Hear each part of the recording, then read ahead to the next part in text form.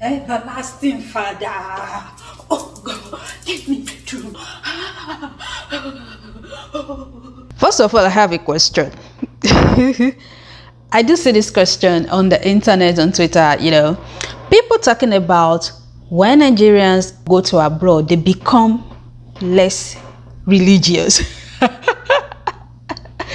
Oh my God. If you have an answer to that question, please put it in the comment section. Hey you, thank you so much for popping in. My name is Dukbe and I am a Nigerian that live in Canada as a permanent resident, and I post lifestyle videos. I don't know, I talk.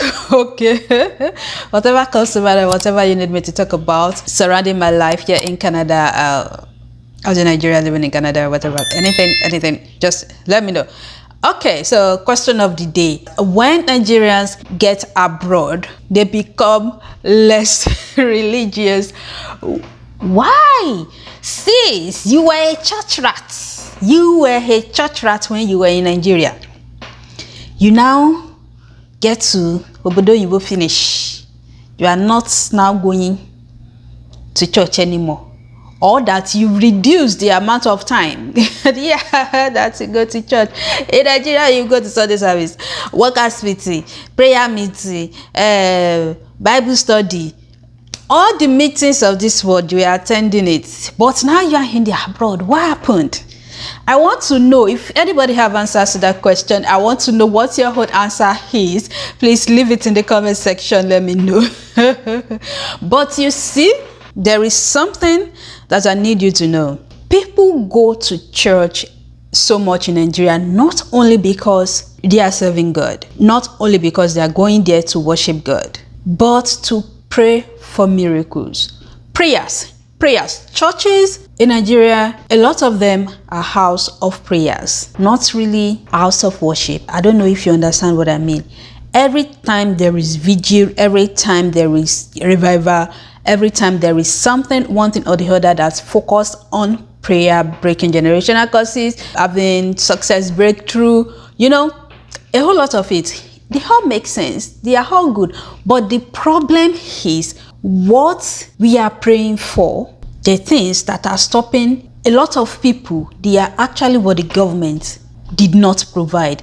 They are because we do not have a working system in Nigeria. That is the problem. That is why you see these people in the abroad acting like they are no longer religious, not because they are no longer religious or they've lost their spirituality, but because what they are praying for, what they were praying for when they were in Nigeria, was already provided here in places like Canada.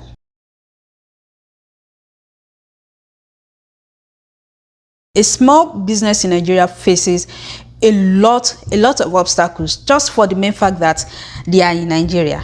Hear me out. There is power problem. Even as a YouTuber in Nigeria, when I was in Nigeria, it's really difficult for me to make YouTube videos. Super difficult, because when you plan, there is one thing for you to plan. There's another thing for you to be able to execute your plan. If NEPA will not do nonsense, the internet, your network service provider will do nonsense. A whole lot of these things frustrate people a lot, and you just be like, what kind of family problem do you have that is causing obstacles in your life? I have been in this country for some months now, and I have never have any feeling whatsoever to quickly do some things before they will seize the light. No, I have never felt that way. The fact that the power supply is not stable, then you at least have money to buy your fuel. Now the fuel service is not even available for you to purchase. That is the problem. That is the problem people no longer face when they come abroad. And that may be one reason why you yourself, you may want to come to Canada. I'm going to tell you, you know that when you're going out here, the problem is not bad road. The problem is not that you're going to get late to your interview. The problem is not that that something relating to infrastructures will delay you from achieving what you want to achieve. That may likely not happen. If you are on the road and you have an accident, maybe a drunk driver, maybe something, but the accident here, it's not, it doesn't occur like the things that causes accidents in Nigeria. You understand what I'm trying to say? So there is rest of mind. From now till tomorrow, if we complain about taxes, they are collecting 50% of our taxes. You go out, they will collect toll fee from you. You don't even know that you're already owing the government. You just get home, they are sending you a letter that you are owing them. Even with all of those expenses, even with all the jobs that people may be doing here, people still do not want to go back to Nigeria. Why? Because there is just peace of mind. There is suffering everywhere. By next year now, it is predicted already, Canada is going into recession. There's an economic problem already in Canada. Things are getting freaking expensive right now. Housing is terribly expensive right now. So do you think people will go back to Nigeria? No. Not because this place is glistening with gold, wura ate fadaka. No.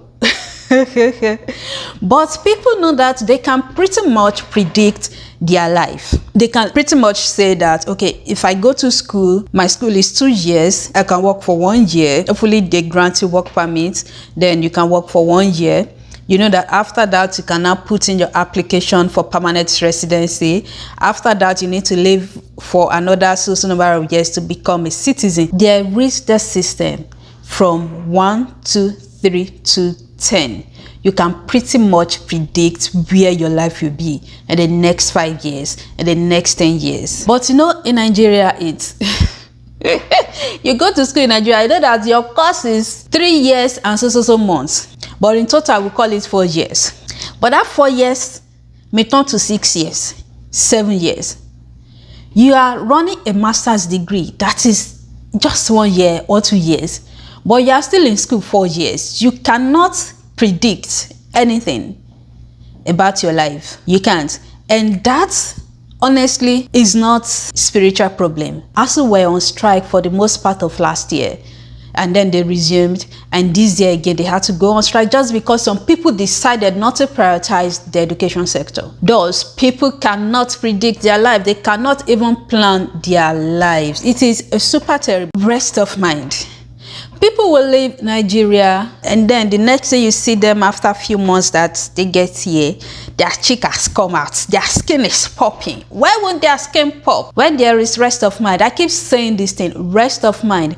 The reason for leaving Nigeria for some people, it is not because this place is good. I've told you, Canada is going into recession by next year. It is not because you will come here and you will see money. It's not because this place will change the destiny of your family, but it's because it at least gives them rest of mind. There is something called paternity leave and maternity leave. Yes, paternity leave. You as a man can get paternity leave here in Canada because why? Why can't you stay home with your little one? Why can't you stay home with your newborn and you will still get paid? Mothers can stay for 1 year and still get paid for it.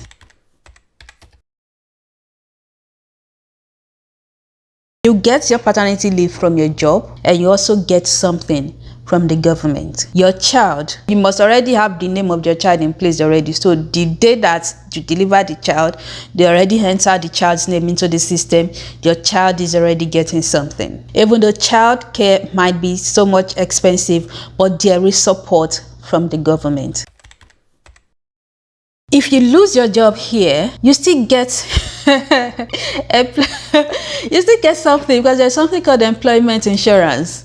So if you lose your job, the government will be pushing you, support you small, so that you will not die of hunger. Another one that I want to talk about is the healthcare system. Jerusalem, just enter the country as a PR. You do not need to work. You do not need to contribute 0 naira.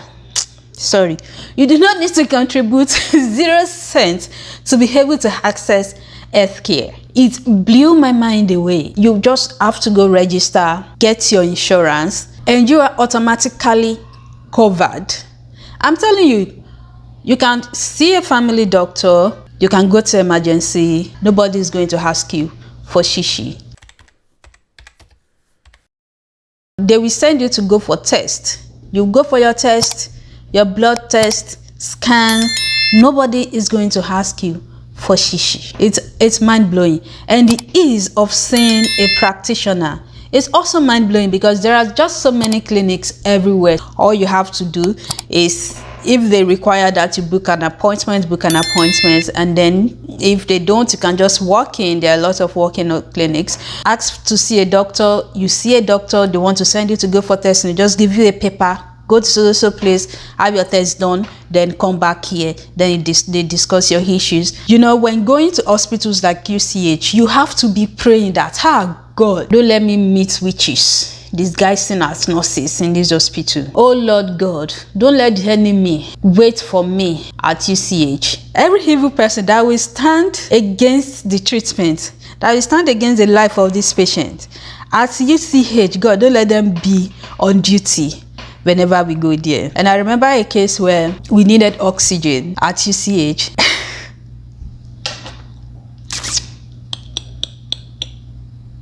And the person in charge of the oxygen was not at a station. Another thing is, you also have to pay and book for the oxygen. Another thing is, it is also first come first serve. Another thing is, you have to be there. You have to be praying. You have to make sure that you are seeing the person. You have to run after that person. I mean, the person at that period in time is God. That you pretty much have to worship, you pretty much have to pray, you pretty much have to pour palm oil on the person's head.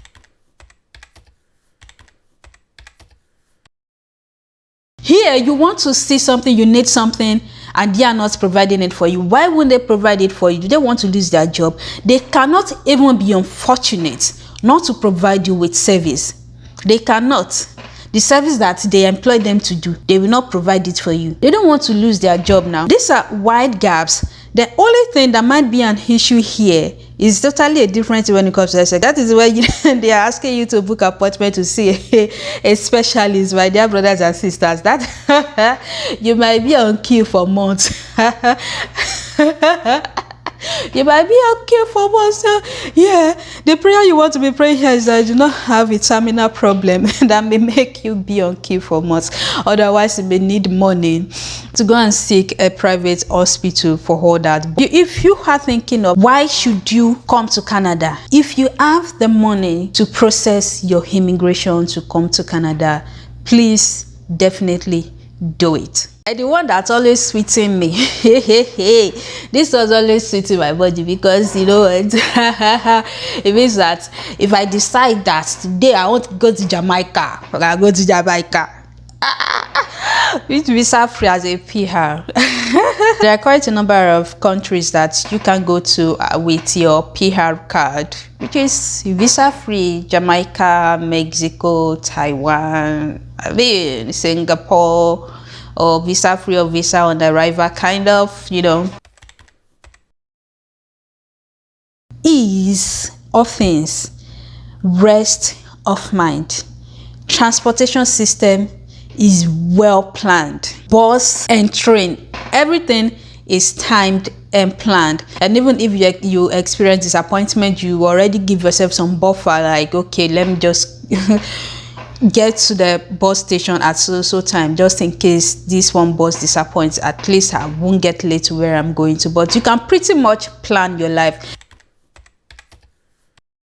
For me, moving abroad is not always about to become rich. They are not rich here. Riches is not something that people run after here. People just want to live. When you move here, you understand. People just want to live. People just need access to good life. People just want to have good quality life. A lot of people, when they get it, they are pretty much starting from scratch. They may talk about how hard it is, but the question is, do they want to go back to Nigeria?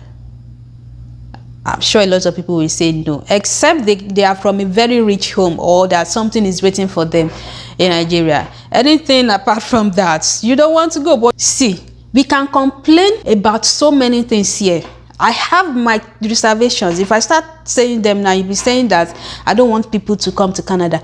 But what I will not deny is the fact that I have rest of mind here. I can be broke and may not go hungry. I have rest of mind. It doesn't mean that it's a breakthrough something or something, but it's that the government already provided the system to ease the livelihood of people living here, and that is what we lack in Nigeria. Security in Sony. Someone shoots something downtown, something. They arrested the person. They've arrested the person. Somebody will just shoot anyhow in Nigeria. That person, nobody will know the person again. I think I should stop here, because if I start continuing now, you'll be asking me if they paid me money to be talking about all of this. Anyway, guys, let's meet in the comment section and continue this conversation. Thank you guys for watching. I'm going to see you in my next one.